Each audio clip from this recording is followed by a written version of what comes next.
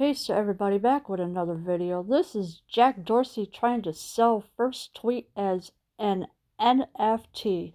Highest bids at $2.5 million. So Jack Dorsey, the CEO of Twitter, he's trying to sell his first tweet as an NFT, and he wants to sell it at the highest bid at $2.5 million.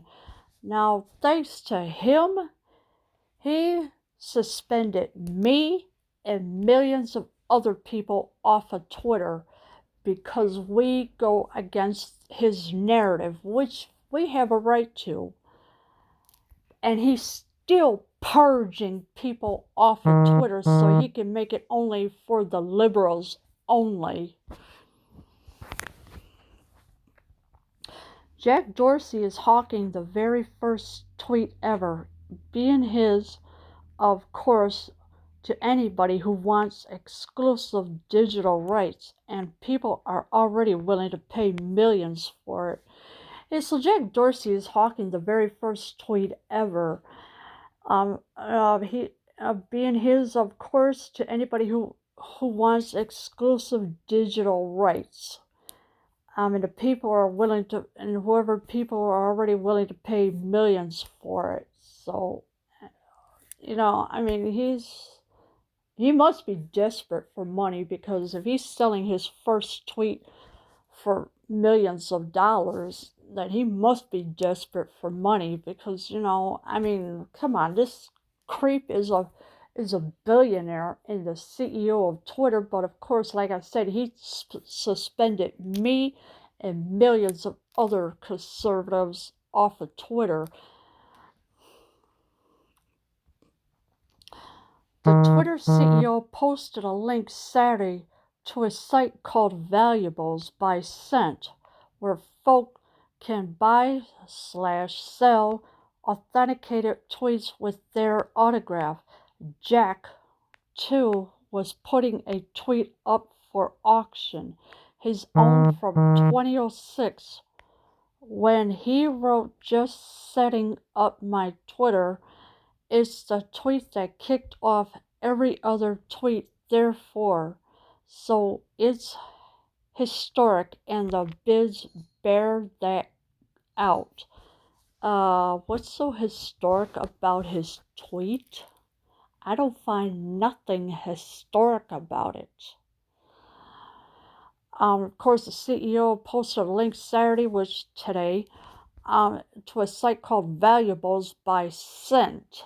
Now, I never heard of that site in my entire life, so I don't know how he found it or how he got involved with it, but that's what he put it on, where folks can buy/sell authenticated tweets with their autograph. That includes Jack Dorsey as well, who I totally despise the most. And Robbie the robot of Facebook is no better either. At the moment, the highest offer for ownership of his tweet sits at $2.5 million, courtesy of Bridge Oracle CEO Sina Estavi, who's been in a bidding war of sorts with another tech and entrepreneur in the crypto world, Justin's son, who was upping his price exceptionally. So right now at the moment it's sitting at $2.5 million, courtesy of Bridge Oracle CEO Sina Estavi, who's been in a bidding war of sorts with another tech entrepreneur as well. So they're having a bidding between the both of them of who's going to pay the most highest for Jack Dorsey's tweet. Some sees to have started at $500K and then incrementally upped it to $2 million. But it looks like Estavi's swooped in with $500K more. There haven't been any further offers since. Per census rules, if anyone wants to outbid Estavi,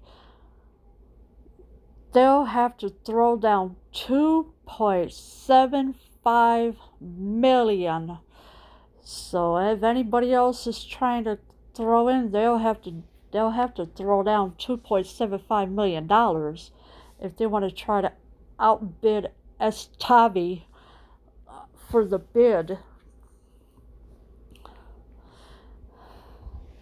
If Jack's tweet sells at this amount, it would follow suit with tons of other online transactions that have flown off virtual shelves at eye-popping values among influencers, artists, and sports leagues like the NBA, which has been dabbling in this for a couple of years. So actually Jack Dorsey is controlling everything that he's got right now. Now the NBA, who knows?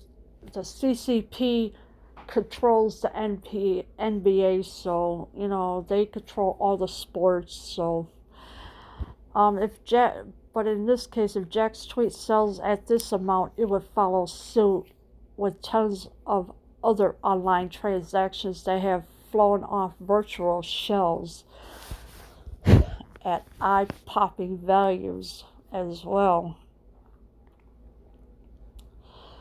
For instance, you can actually buy NBA highlight reels and awesome moments from games through NBA Top Shot, which tends to sell these moments in packs. Some of the more elite highlights, like some of LeBron's and Zion's, have sold for upwards of $200K. So this is like, for instance, the NBA highlight reels and awesome moments from games through NBA Top Shot, which tends to sell these moments in packs.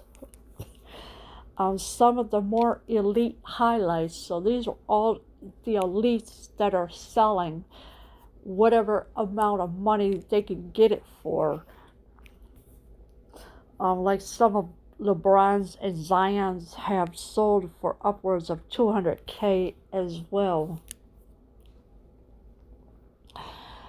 Might sound nutty, but selling digital assets like this is a thing, which they call NFTs, non-fungible tokens. That's what it means. They're essentially one-of-a-kind collector's items that are recorded on a blockchain network, the same system that supports and tracks crypto, and which aren't interchangeable, unlike something like Bitcoin, which can be swapped back and forth. Alright, so they have this blockchain that are not interchangeable, but with Bitcoin they do swap back and forth. But what Jack Dorsey has is something a whole lot different. It's an interchangeable crypto that he cannot swap anything back and forth, and neither can the other people who are bidding as well. But I really don't trust Jack Dorsey at all, because he's a liar. And March 23rd, this month, CEO Jack Dorsey, Robbie the Robot from Facebook, and the CEO of Google all have virtual hearings this month. And I already know they're going to lie. I already know. They've done this before. They've been lying to us for years. They have not told you the truth about who they really are or nothing. So I already know they're going to lie at the virtual hearing on March 23rd. The hearing that is coming up in a couple of weeks. So if you own an NFT, you're literally the only one who has it, which, as we can see, carries inherent value in the marketplace. Welcome to the 21st century conference, y'all. And of course, you got the emoji with the money tongue hanging out. Alright, so if you own an NFT, you're literally the one who has it. So once you have it, you have it. You could sell whatever.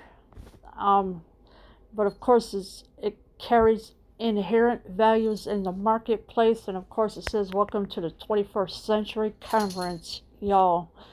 So, yeah, this is exactly what Jack Dorsey is doing. And I really can't stand him after what he did to me and millions of other conservatives by throwing us off of there.